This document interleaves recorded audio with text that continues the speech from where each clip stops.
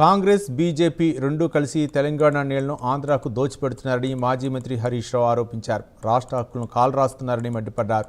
ఇంత జరుగుతున్నా సీఎం రేవంత్ రెడ్డి స్పందించడం లేదని హరీష్ రావు ఆగ్రహం వ్యక్తం చేశారు. ఇద్దరు కలిసి తెలంగాణ నీళ్లను ఆంధ్రాకు దోచిపెడుతున్నారు. ఇది నా మాట కాదు, ఇది ఈఎన్సీ గారి మాట, ఇది కేఆర్ఎంబి మాట. డాక్యుమెంట్లు పెట్టుకొని మాట్లాడుతున్నారు తప్ప నేను రాజకీయంగా మాట్లాడతలేను. అడ్డగోలుగా తెలంగాణ నీళ్లు తీసుకుపోతున్నారు, తెలంగాణ నోళ్లు కొడుతున్నారు, తెలంగాణ భూములను బీళ్లు పరుస్తున్నారు, తెలంగాణకు మంచినీళ్లు లేకుండా జరిగే పరిస్థితి అయితే ఉంది. మా నోళ్లు కొడుతుంటే నా కేంద్ర బీజేపీ ప్రభుత్వం మాట్లాడదు, ఈ రాష్ట్ర మంత్రులు కిషన్ రెడ్డి సంజయ్లు మాట్లాడరు. మరి ఈ రాష్ట్రంలో అధికారంలో ఉన్న కాంగ్రెస్ ప్రభుత్వము రేవంత్ రెడ్డి గారు, నీళ్ల మంత్రి ఉత్తమ్ కుమార్ రెడ్డి పెదవులు మూసుకుంటున్నారు. ఇది ఏంది? మీ ఇద్దరి మధ్య ఉన్న బంధం ఏంది?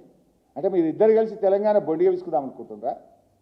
రేవంత్ రెడ్డి, కిషన్ రెడ్డి మీకు దోస్తాన్లు ఉంటే మీ పర్సనల్ ఏమన్నా చేసుకోండి, మీ వ్యవహారాలు ఏమన్నా కానీ.